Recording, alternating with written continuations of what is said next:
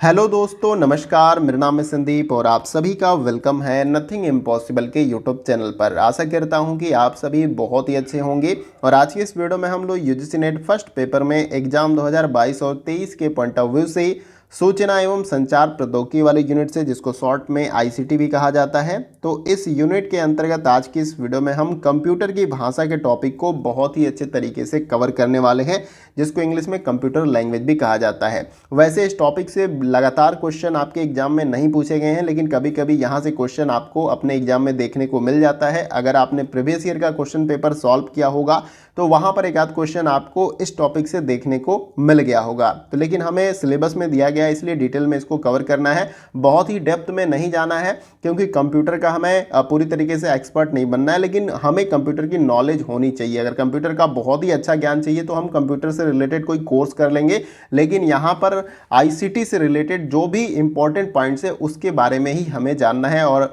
अगर आप किसी भी किताब में देखेंगे यूजीसी नेट के, तो कंटेंट जो है थोड़ा कम या ज़्यादा हो सकता है, लेकिन बहुत ही डेप्थ में आपको नहीं मिलेगा। कंप्यूटर की जो भाषा होती है, चाहे जावा हो गया, फोर्टान हो गया, या कोई भी भाषा हो गया, तो उसके बारे में आपको थोड़ा बहुत डिटेल हर बुक में कम या अधिक देखने को मिल जाएगा। तो वही हमें जानना है, बहुत ज़्यादा डेप्थ में नहीं जाना। इस तरीके से काफ़ी ज़्यादा आपको समय लग जाएगा। तो वीडियो को स्टार्टिंग से लेकर एंड तक देखिएगा, ताकि ये टॉपिक आपको अच्छे तरीके से समझ में आ जाए। नहीं समझ में आए तो भी कमेंट बॉक्स में बताइएगा, लेकिन मैं उम्मीद करता हूं कि वीडियो के एंड तक आपको कंप्यूटर की भाषा के बारे में अच्छे तरीके से क्लियर हो जाएगा। और इसके साथ ही साथ भाषा एक माध्यम होता है जिससे हम अपनी इंफॉर्मेशन या अपनी भावनाओं को किसी व्यक्ति के सामने जो है प्रकट करते हैं। तो उसी प्रकार से कंप्यूटर के पास भी अपनी एक भाषा होती है, जिससे वो अपने पूरे सिस्टम को अच्छे तरीके से समझती है। तो उन सभी भाषाओं को हम डिटेल में तो नहीं, लेकिन जो इंपॉर्टेंट पॉइंट्स उनके हो सकते हैं उनको समझते हुए चलेंगे। तो आइए वीडियो को स्टार्ट करते हैं। देखिए, इस स्लाइड में कंप्यूटर की भाषाएं जो होती हैं उसके बारे में हम जानेंगे, कुछ इंपॉर्टेंट पॉइंट्स हैं। तो देखिए, सबसे पहले पॉइंट में मैंने क्या बताया कि कंप्यूटर भाषा या प्रोग्रामिंग भाषा कंप्यूटर प्रोग्रामर द्वारा कंप्यूटर के साथ संवाद करने के लिए प्रयोग किए जाने वाला एक कोड होता है। यानी कि ये जो लैंग्वेज होती है कंप्यूटर की, वो कोड के रूप में होती है। जैसे कि हम भी अगर किसी व्यक्ति से बात करते हैं तो हमारे पास कुछ शब्द होते हैं, उन शब्दों के द्वारा ही हम उस व्यक्ति से बात कर पाते हैं। लेकिन कंडीशन ये होना चाहिए कि उस व्यक्ति को भी वो भाषा आती हो, तभी वो हमारी बातों को समझ पाएगा। तो उसी प्रकार से कंप्यूटर में भी अपनी एक लैंग्वेज होती है, और वो लैंग्वेज कोड के फॉर्म में होती है। आई होप कि ये आपको क्लियर हो रहा होगा। जैसे हम इंसान भाषा का इस्तेमाल करते हैं, उसी प्रकार से कंप्यूटर भी जो है यहाँ किसी भी प्रकार के संवाद के लिए अपने अंदर कंप्यूटर पूरे सिस्टम में एक भाषा का इस्तेमाल करती है, और वो कोड के फॉर्म में होता है। आई होप कि ये आपको क्लियर हो रहा होगा। इसके बाद से नेक्स्ट पॉइंट में मैंने बताया कि कंप्यूटर भाषा सॉफ्टवेयर प्रोग्राम के बीच संचार स्थापित करता है। यानी कंप्यूटर की जो लैंग्वेज होती है, जो सॉफ्टवेयर का प्रोग्राम होता है, अलग अलग सॉफ्टवेयर इंस्टॉल आपके सिस्टम इंस्टॉल रहता है आपके सिस्टम में, चाहे माइक्रोसॉफ्ट वर्ड है, ऑफिस है, पावर पॉइंट है, फोटोशॉप है। तो ये जो है कंप्यूटर की भाषा सॉफ्टवेयर प्रोग्राम के बीच संचार स्थापित करने का काम करती है। देखिए, नेक्स्ट पॉइंट में मैंने यहाँ पर बताया कि कंप्यूटर भाषा एक कंप्यूटर उपयोगकर्ता को कंप्यूटर डेटा को प्रोसेस करने के लिए आवश्यक कमांड को पहचानने में मदद करती है। यानी कि कंप्यूटर की जो लैंग्वेज होती है या भाषा होती है, वो कंप्यूटर उपयोगकर्ता को जो है कंप्यूटर डेटा को प्रोसेस करने के लिए जो आवश्यक कमांड होते हैं उसको पहचानने में कंप्यूटर की जो भाषा होती है वो आपकी मदद करती है। तो आई होप कि ये भी पॉइंट आपको क्लियर हो रहा होगा। अब देखिए, यहाँ पे दो भाग में ये आपका डिवाइड है। पहला जो है निम्न स्तरीय जो भाषा होती है कंप्यूटर की, लो लेवल लैंग्वेज होता है, और दूसरा होता है उच्च स्तरीय भाषा, जिसको हाई लेवल लैंग्वेज कहते हैं। तो दो भाग में ये आपका डिवाइड है कंप्यूटर की जो भाषा है, ये आपको याद रखना है। तो आई होप कि स्लाइड में जो कुछ भी मैंने आपको इंपॉर्टेंट पॉइंट्स बताया वो आपको अच्छे से क्लियर हो गया होगा। जैसे हम इंसान कोई भी इंफॉर्मेशन या कोई भी भावनाओं को प्रकट करने के लिए किसी लैंग्वेज का इस्तेमाल करते हैं। वो लैंग्वेज हिंदी हो सकती है, अंग्रेजी हो सकती है, कन्नड़ हो सकती है, तमिल हो सकती है, मतलब कोई भी भाषा, ठीक है। तो उसी प्रकार से कंप्यूटर के अंदर भी जो है लैंग्वेज का इस्तेमाल होता है, वो कोड फॉर्म में होता है, और उन सभी लैंग्वेज के बारे में मैं आगे आपको बताऊंगा। तो आई होप कि स्लाइड में जो कुछ भी मैंने इन्फॉर्मेशन आपको बताया वो अच्छे तरीके से क्लियर हो गया। यहाँ पे दो भाषाएं हैं, निम्न स्तरीय भाषा लो लेवल लैंग्वेज, और दूसरी है उच्च स्तरीय भाषा हाई लेवल लैंग्वेज। इसके अंदर लैंग्वेज आपके आते हैं, कंप्यूटर की लैंग्वेज अलग अलग आती हैं, तो उनको हम आगे की स्लाइड में देखेंगे। लेकिन यहाँ तक आपको क्लियर हो गया होगा। अगर नहीं समझ में आए तो आप मुझे कमेंट बॉक्स में जरूर बताइएगा, वहां पर भी मैं क्लियर करने का प्रयास करूंगा। आइए अगली स्लाइड को देखते हैं। अब इस स्लाइड में हम जो है निम्न स्तरीय जो भाषा होती है कंप्यूटर की, यानी कि लो लेवल लैंग्वेज, उसको समझने और जानने का प्रयास करेंगे। इससे ऊपर वाले स्लाइड में मैंने कंप्यूटर की भाषा के बारे में आपको बताया था। कंप्यूटर की जो भाषा होती है वो कोडिंग फॉर्म में होती है, और वो प्रोग्राम और जो सॉफ्टवेयर होता है उसमें जो है एक तरीके से कम्युनिकेशन का पूरी तरीके से प्रोसेस होता है, और वो कोडिंग के फॉर्म में सारा कुछ होता है। लेकिन मैंने आपको आगे बताया कि ये दो भागों में डिवाइड है। एक निम्न स्तरीय भाषा होती है कंप्यूटर की, और एक आपकी होती है उच्च स्तरीय भाषा। तो सबसे पहले हम निम्न स्तरीय भाषा यानी कि लो लेवल लैंग्वेज है उसे समझने का प्रयास करेंगे।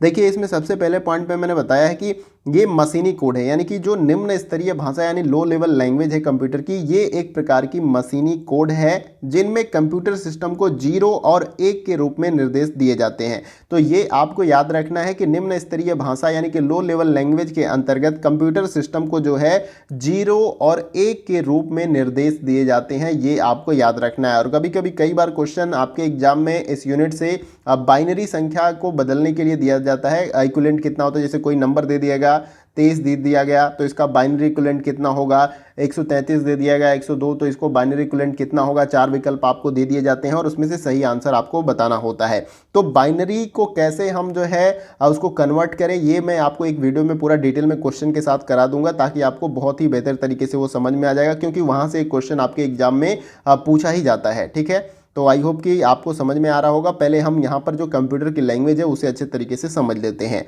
तो आई होप कि यहाँ पर जो मैंने पॉइंट्स बताया वो आपको क्लियर हो गया होगा।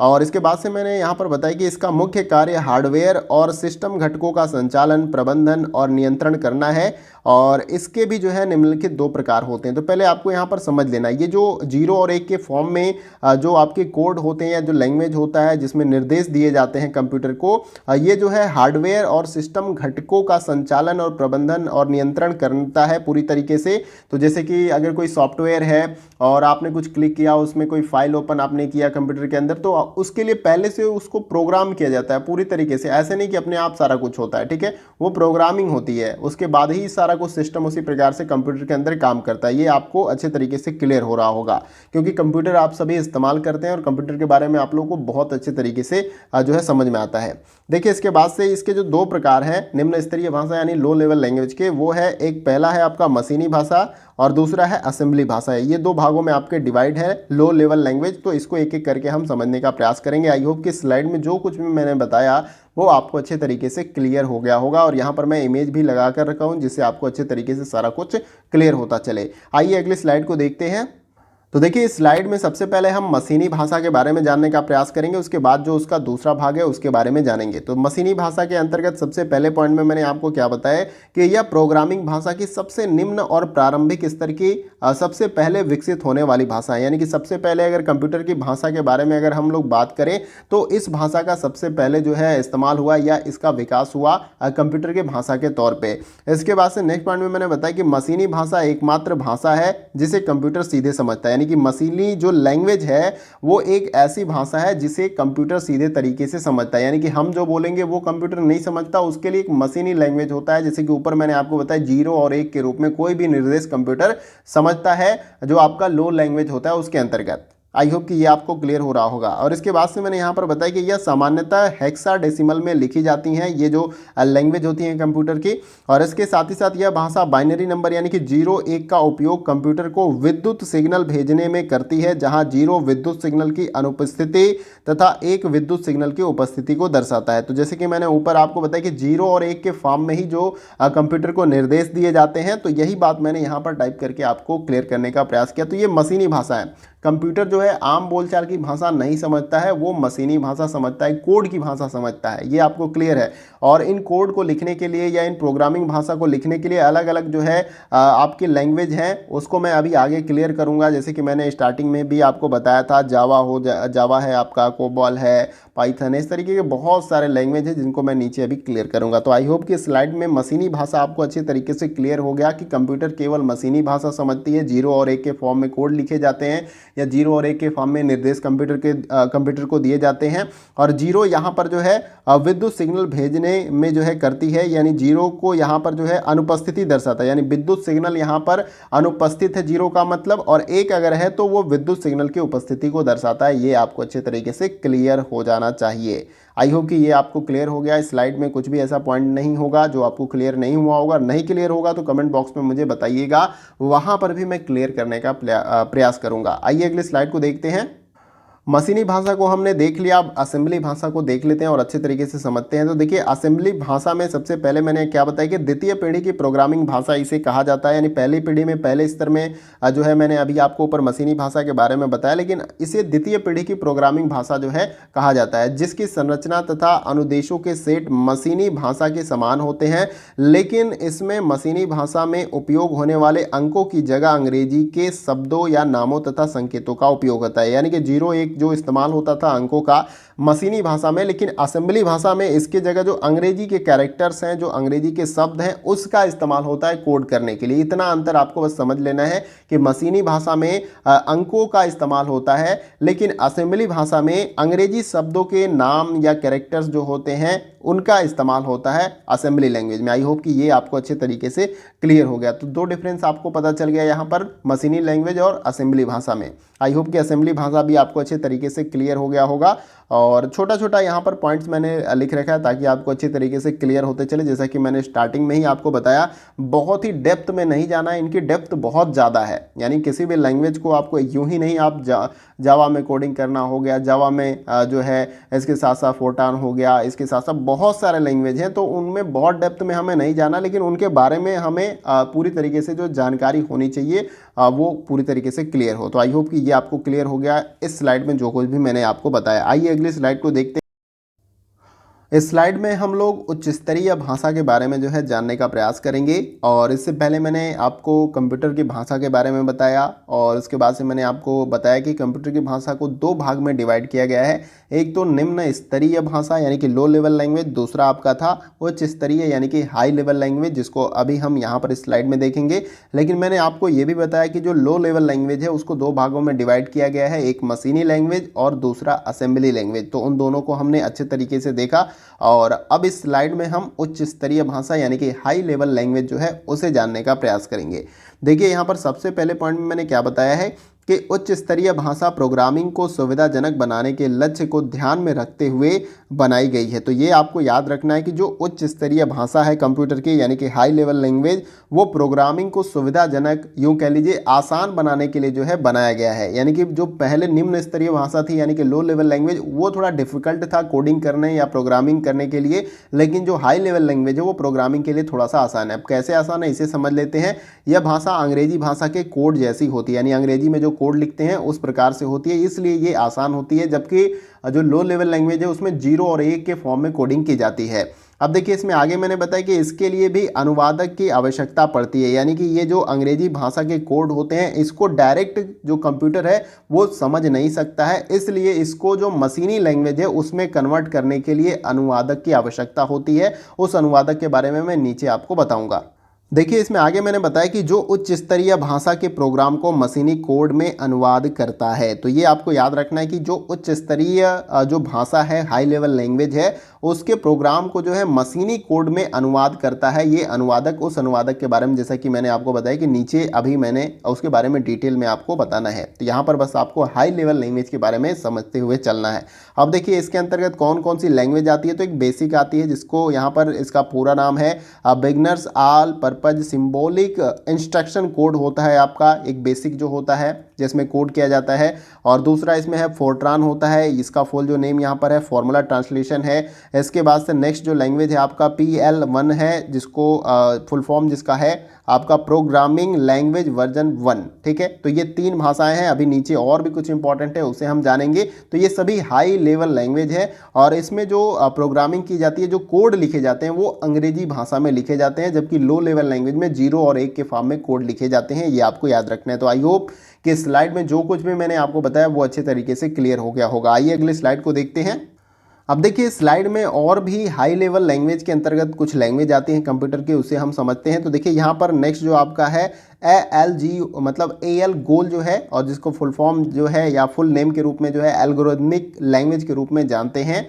और यहाँ पर देखिए कुछ इंपॉर्टेंट पॉइंट्स है अलग अलग काम के लिए, और वहाँ पर कौन सी भाषा प्रोग्रामिंग के इस्तेमाल की जाती है हाई लेवल लैंग्वेज के अंतर्गत, उसे हम देखेंगे। तो सबसे पहले है व्यावसायिक डाटा प्रसंस्करण भाषा, जिसको इंग्लिश में यहाँ पर बिजनेस डेटा प्रोसेसिंग लैंग्वेज भी कहा जाता है। तो ये भाषाएं जो है कंप्यूटर को डाटा प्रसंस्करण प्रक्रियाओं तथा फाइलों को संभालने में आने वाली समस्याओं से निपटने में सक्षम बनाती है। यानी कि ये जो आपका बिजनेस डाटा प्रोसेसिंग लैंग्वेज होता है, ये डाटा प्रसंस्करण प्रक्रियाओं तथा जो फाइल्स होती हैं उनको संभालने में आने वाली जो समस्याएं होती हैं उससे निपटने में सक्षम बनाती है इस प्रकार की लैंग्वेज ये आपको। और इसके अंतर्गत जो है आपका कोबोल आता है, और इसका फुल फॉर्म होता है कॉमन बिजनेस ओरिएंटेड लैंग्वेज। देखिए फुल फॉर्म भी आपको याद करते हुए चलना है, क्योंकि यहाँ पर इस यूनिट के अंतर्गत एक दो क्वेश्चन ऐसे आते हैं जो कि फुल फॉर्म वाले होते हैं और फुल फॉर्म आपसे पूछ लिया जाता है। तो कोबोल का फुल फॉर्म अगर आपसे पूछा जाए तो कॉमन बिजनेस ओरिएंटेड लैंग्वेज जो होता है ये कंप्यूटर के अंतर्गत। और दूसरा इसमें है आरपीजी, जिसका फुल फॉर्म होता है रिपोर्ट प्रोग्राम जनरेशन, जो है इसका फुल फॉर्म होता है, ये भी आपको याद रखना है। तो आई होप कि यहाँ पर ये आपको अच्छे तरीके से क्लियर हो गया। देखिए जो कुछ भी मैं बता रहा हूँ आपको अगर क्लियर नहीं हो रहा होगा तो आप कमेंट बॉक्स में मुझे बताइएगा, वहाँ पर भी क्लियर करने का मैं प्रयास करूँगा। और यहाँ पर हम कंप्यूटर की भाषा के बारे में जानने का प्रयास कर रहे हैं। और भाषा का मतलब जैसे कि मैंने स्टार्टिंग में बताया, जैसे कि हम अपनी इन्फॉर्मेशन या अपनी भावनाओं को प्रकट करने के लिए दूसरे व्यक्ति को किसी भाषा का इस्तेमाल करते हैं या माध्यम का, उसी प्रकार से कंप्यूटर भी अपने अंदर जो भी सिस्टम सॉफ्टवेयर होते हैं या कोई कमांड्स आप देते हैं तो उसके लिए वो एक लैंग्वेज का इस्तेमाल करती है जो कोड के रूप में होता है, और उसी के अंतर्गत ये सारी भाषाएं आती है, ये आपको समझना है। तो आई होप कि ये आपको अच्छे तरीके से क्लियर हो रहा होगा। देखिए यहाँ पर नेक्स्ट जो आपका जो लैंग्वेज है वो है स्ट्रिंग और लिस्ट प्रोसेसिंग भाषाएं। तो इसके बारे में भी हम अगली स्लाइड में देखते हैं। देखिए यहाँ पर मैंने बताया इस भाषा के अंतर्गत कि इन भाषाओं का उपयोग स्ट्रिंग ऑपरेशन में होता है, जिसमें पैटर्न सर्च तथा वर्णों को सम्मिलित करना और हटा देना शामिल होता है। तो ये जो स्ट्रिंग और लिस्ट प्रोसेसिंग भाषाएं होती हैं कंप्यूटर की, ये बेसिकली जो है आपके स्ट्रिंग ऑपरेशन जो होते हैं भाषाओं का उसमें इस्तेमाल होता है, और जिस पैटर्न में सर्च तथा वर्णों को सम्मिलित करना और हटा देना शामिल होता है। अब देखिए इसके अंतर्गत कौन कौन सी लैंग्वेज आती हैं, वो है आपका LISP, जिसको यहाँ पर लिस्ट प्रोसेसिंग भी कहा जाता है। फिर है आपका प्रोलोग है आपका यहाँ पर, जिसका फुल फॉर्म या पूरा नाम आपका है प्रोग्रामिंग इन लॉजिक, ठीक है, ये आपको याद रखना है। और आदि जो है यानी कि और भी कई सारी भाषाएं हैं जो स्ट्रिंग और लिस्ट प्रोसेसिंग भाषाओं के अंतर्गत आती हैं, ये सभी कंप्यूटर की भाषाएं हैं। अब देखिए नेक्स्ट जो है इसमें ऑब्जेक्ट आधारित जो प्रोग्रामिंग भाषाएं हैं उसे हम थोड़ा सा देख लेते हैं। तो देखिए यहाँ पर मैंने आपको बताया है कि यह एक ऐसी भाषा है जो एक्शन के बजाय ऑब्जेक्ट तथा तर्क के बजाय डाटा को ध्यान में रखकर प्रोग्राम की जाती है। और इसके अंतर्गत C++ और जावा जो है और भी कई सारे लैंग्वेज जो है आपका ऑब्जेक्ट आधारित प्रोग्रामिंग भाषा है, और ये सभी लैंग्वेज जो है इसी के अंतर्गत आती हैं। ये आपको याद रखना है कि ये एक प्रकार की ऐसी भाषा होती हैं जो एक्शन के बजाय ऑब्जेक्ट तथा तर्क के बजाय डाटा को ध्यान में रखकर प्रोग्राम की जाती हैं। और ये जो भाषाएं होती हैं वो C++ और जावा और भी कई सारी भाषाएं जो हैं ऑब्जेक्ट ओरिएंटेड प्रोग्रामिंग लैंग्वेज के अंतर्गत आती हैं। आई होप कि स्लाइड में जो कुछ भी मैंने आपको बताया वो अच्छे तरीके से क्लियर हो गई होंगी। तो देखिए इतना सारा ऐसे ही सिस्टम पे बैठ के जो है जो कोडिंग की जाती है, प्रोग्रामिंग की जाती है, जो भी प्रोग्रामर होते हैं उनके द्वारा, तो काफ़ी ज़्यादा समय लगता है और काफ़ी मेहनत के बाद जो है प्रोग्रामिंग जो है कंप्लीट होती है। और एक प्रकार से एक सिस्टम तैयार होता है, उस सिस्टम में जो भी कमांड्स आप देते हैं किस प्रकार से कंप्यूटर उसे समझता है और उसके बाद से वो काम करता है। तो इसी प्रकार से जो है हमें जो कुछ भी यहाँ पर इंपॉर्टेंट पॉइंट्स मैं आपको बता रहा हूँ उसे जो है अच्छे तरीके से समझते हुए चलना है। और जो एक आध क्वेश्चन यहाँ से पूछे जाते हैं वो आपके बहुत आसानी के साथ बन जाएंगे, इसको आप क्लियर कर लीजिएगा। और इसके साथ जो प्रीवियस ईयर के क्वेश्चन पेपर है उसे आप अच्छे तरीके से क्लियर कर लीजिएगा। आइए अगली स्लाइड को देखते हैं। अब देखिए स्लाइड में हाई लेवल लैंग्वेज के अंतर्गत एक और भाषा है जो है आपका दृश्य प्रोग्रामिंग भाषा है, जिसको इंग्लिश में विजुअल प्रोग्रामिंग लैंग्वेज भी कहते हैं। तो यह एक प्रोग्रामिंग भाषा है जो प्रोग्राम को विकसित करने के लिए चित्रात्मक तत्वों तथा आकृतियों का उपयोग करती है। यानी इसमें प्रोग्रामिंग करने के लिए चित्रात्मक जो तत्व होते हैं और आकृतियां होती हैं उसका इस्तेमाल होता है। जो दृश्य प्रोग्रामिंग भाषाएं होती हैं या विजुअल प्रोग्रामिंग लैंग्वेज होती है, ये आपको याद रखना है। और इसमें जो लैंग्वेज आती हैं वो है कोडू और MIT ऐप इन्वेंटर, इस प्रकार की जो प्रोग्रामिंग भाषाएं हैं वो इस्तेमाल की जाती हैं यहाँ पर, ये आपको याद रखना है। तो आई होप कि ये भी आपको क्लियर हो गई होंगी। आइए अगली स्लाइड को देखते हैं।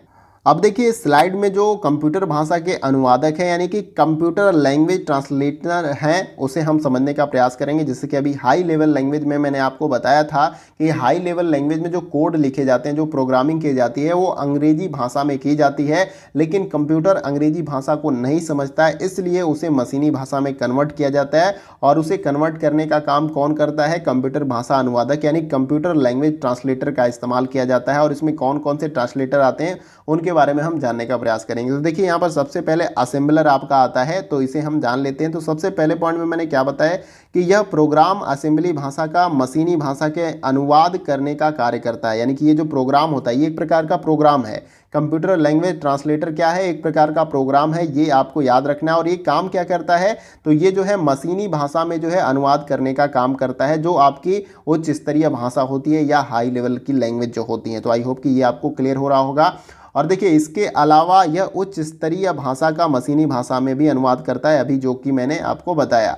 और इसके साथ ही साथ मैंने आगे बताया कि यह निमोनिक कोड जैसे कि आपका ADD, NOV और SUB आदि का बाइनरी कोड में अनुवाद करता है। तो बाइनरी कोड का मतलब आपका 0 और 1, यानी कि जो हम अंग्रेजी वर्ड के कैरेक्टर प्रोग्रामिंग के लिए इस्तेमाल कर रहे हैं, अंग्रेजी भाषा का इस्तेमाल कर रहे हैं, उसको जो है कंप्यूटर नहीं समझता और उसी को 0 और 1 के फॉर्म में कन्वर्ट करने के लिए जो है हम यहाँ पर असेंबलर या कंप्यूटर लैंग्वेज ट्रांसलेटर का इस्तेमाल करते हैं। तो आई होप कि ये आपको अच्छे तरीके से क्लियर हो रहा होगा।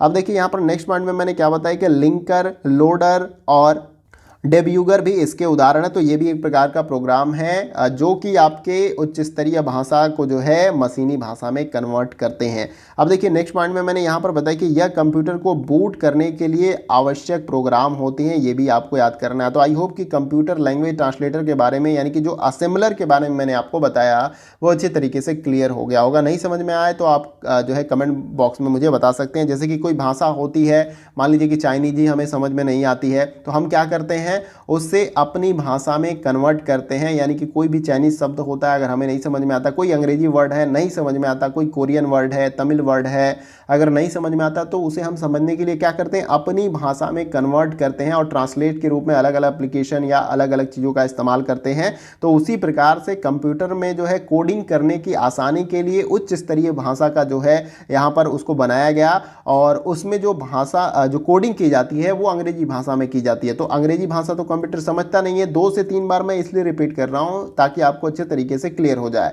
तो अब उसे कन्वर्ट करने की आवश्यकता है, किस में? वो उसको कन्वर्ट करना है मशीनी लैंग्वेज में। तो उसके लिए हमें कन्वर्टर यानी कि ट्रांसलेटर का इस्तेमाल करना होता है। तो उसमें असेंबलर आता है जो कि 0 और 1 के फॉर्म में जो है उच्च स्तरीय भाषा को कन्वर्ट कर देता है। तो आई होप कि स्लाइड में जो कुछ भी मैंने बताया वो अच्छे तरीके से क्लियर हो गया होगा। आइए अगले स्लाइड को देखते हैं। अब देखिए ये इस स्लाइड में जो है हम कंपाइलर के बारे में जानेंगे। ये भी जो है उसी प्रकार से काम करता है जैसा कि असेंबलर को हमने देखा, जो आपकी उच्च स्तरीय भाषा होती है उसको मशीनी लैंग्वेज में कन्वर्ट करती है। तो उसी प्रकार से ये भी काम करता है, इसे आपको देख लेना है। देखिए कंपाइलर जो है 2 प्रकार के होते हैं। एक सबसे पहला तो है सोर्स टू सोर्स कंपाइलर होता है और इस प्रकार के कंपाइलर एक उच्च स्तरीय भाषा का दूसरी उच्च स्तरीय भाषा में अनुवाद करते हैं यानी उसे ट्रांसलेट करते हैं। ये आपको याद रखना है। और देखिए यहाँ से क्वेश्चन आपके एग्जाम में पूछे गए थे, यही वाला क्वेश्चन यहाँ से बना के पूछ लिया गया था और क्वेश्चन के बारे में मैं बता देता हूँ।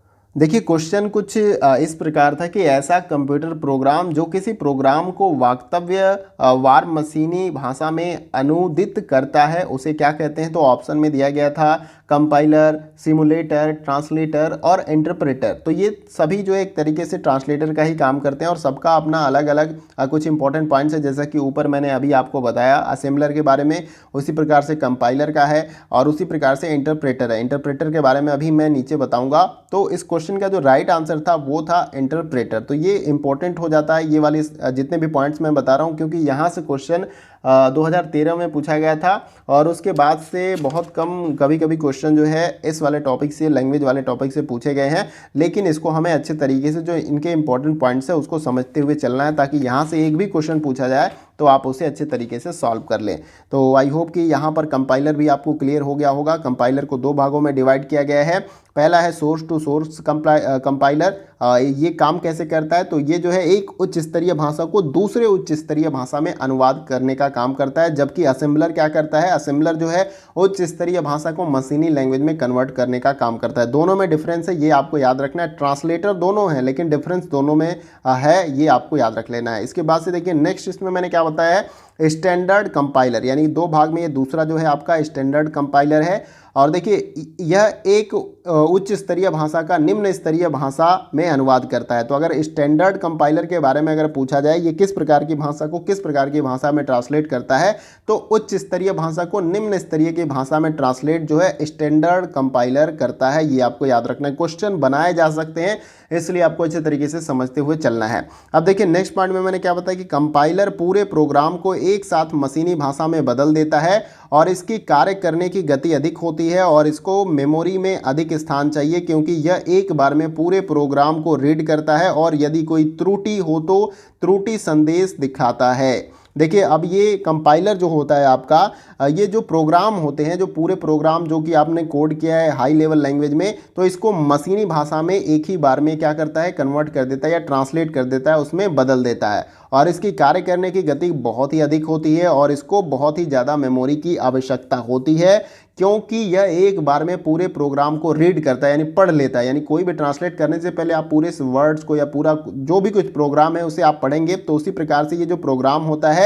पूरे प्रोग्राम को जो अच्छे तरीके से रीड करता है, पढ़ लेता है और इसके साथ ही साथ यदि कोई त्रुटि हो तो त्रुटि के संदेश को ये दिखाता है ताकि आप उसे सही कर लें। तो आई होप कि कंपाइलर के बारे में आपको अच्छे तरीके से क्लियर हो गया होगा। यहाँ से क्वेश्चन अगर पूछे जाएंगे तो ये वाला टॉपिक काफ़ी इंपॉर्टेंट हो जाता है, जो ट्रांसलेटर वाला है, कंप्यूटर लैंग्वेज जो ट्रांसलेटर है, हाई लेवल लैंग्वेज को जो यहाँ पर मशीनी लैंग्वेज में जो कन्वर्ट करता है, तो ये सारा कुछ आपको क्लियर होना चाहिए। तो आई होप कि स्लाइड में जो कुछ भी मैंने आपको बताया वो अच्छे तरीके से क्लियर हो गया होगा। आइए अगली स्लाइड को देखते हैं।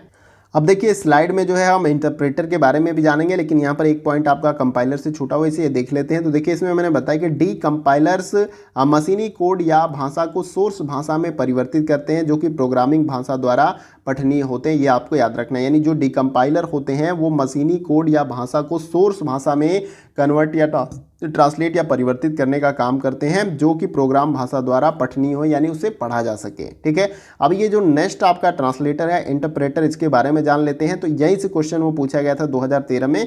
तो देखिए इंटरप्रेटर भी कंपाइलर की भांति कार्य करता है और इंटरप्रेटर प्रोग्राम की एक एक लाइन को मशीनी भाषा में परिवर्तित करता है, यानी जो भी प्रोग्राम अंग्रेजी भाषा में लिखे गए हैं हाई लेवल लैंग्वेज के अंतर्गत, तो उनकी एक एक लाइन को जो है मशीनी लैंग्वेज यानी 0 और 1 के फॉर्म में ये उसे ट्रांसलेट करने का काम करता है। और इसके साथ ही साथ प्रोग्राम लिखने से पहले ही इंटरप्रेटर को मेमोरी में लोड कर दिया जाता है, यानी प्रोग्राम लिख रहे हैं तो उससे पहले ही इसको क्या करते हैं, मेमोरी में लोड कर देते हैं और उसके बाद से ये जो अपना काम करना स्टार्ट कर देता है। आई होप कि इंटरप्रेटर भी आपको अच्छे तरीके से क्लियर हो गए होंगे। असेंबलर, कंपाइलर, इंटरप्रेटर, ये तीनों जो है एक प्रकार के ट्रांसलेटर हैं, जो कि लैंग्वेज जो कंप्यूटर की भाषाएं होती हैं उनको ट्रांसलेट करने का काम करते हैं। और सबकी अपनी अलग अलग जो पॉइंट्स हैं, इंपॉर्टेंट पॉइंट्स, यूनिकनेस हैं, तो उनको भी आपको याद रखना है, क्योंकि इन तीनों से अलग अलग तरीके से क्वेश्चन बनाए जा सकते हैं। तो आई होप कि सब कुछ आपको अच्छे तरीके से क्लियर हो गया होगा। तो यहाँ पर जो कंप्यूटर की लैंग्वेज वाला टॉपिक है वो आपका कंप्लीट होता है और हर लैंग्वेज की अपनी डेप्थ है। तो अगर आपको लैंग्वेज या कोडिंग सीखना, प्रोग्रामिंग, तो आप उसे डेप्थ में जो है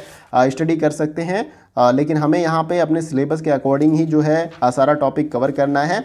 तो उम्मीद करता हूँ कि कंप्यूटर की भाषा के अंतर्गत जो कुछ भी मैंने आपको बताया वो आपको अच्छे तरीके से क्लियर हो गया होगा।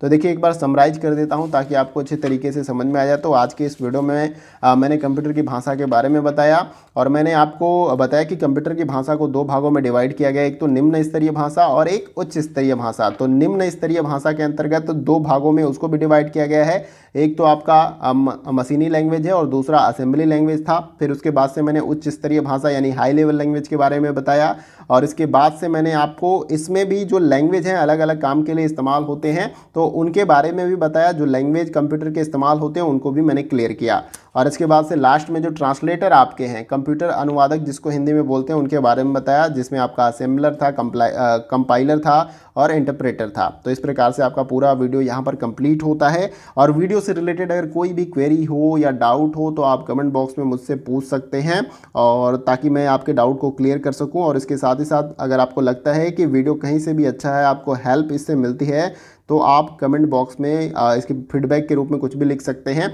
और इसके साथ ही साथ अगर आपको कुछ भी इसमें त्रुटि लगती है, कोई लगती है कि लगता है कि इसमें कुछ और भी इंक्रीज किया जा सकता है, कंटेंट को और बेहतर बनाया जा सकता है, तो आप उसके बारे में भी फीडबैक मुझे दे सकते हैं। वीडियो अच्छा लगे तो लाइक कर ही सकते हैं जैसा कि मैंने बताया, और इसके साथ ही साथ मैक्सिमम दोस्तों के साथ आप वीडियो को शेयर कर सकते हैं ताकि उनको भी इस वीडियो से हेल्प मिल सके। और चैनल पे अगर आप नए हैं तो चैनल को सब्सक्राइब करिए, और उसके बगल में जो ये बेल आइकन का बटन होता है इस प्रकार से, उसको आपको प्रेस करना होगा न्यू वीडियो के नोटिफिकेशन को पाने के लिए। तो फ्रेंड्स, आज के वीडियो में बस इतना ही, फिर मिलते हैं नेक्स्ट वीडियो में कुछ और इंपॉर्टेंट टॉपिक के साथ। तब तक के लिए जय हिंद, जय भारत।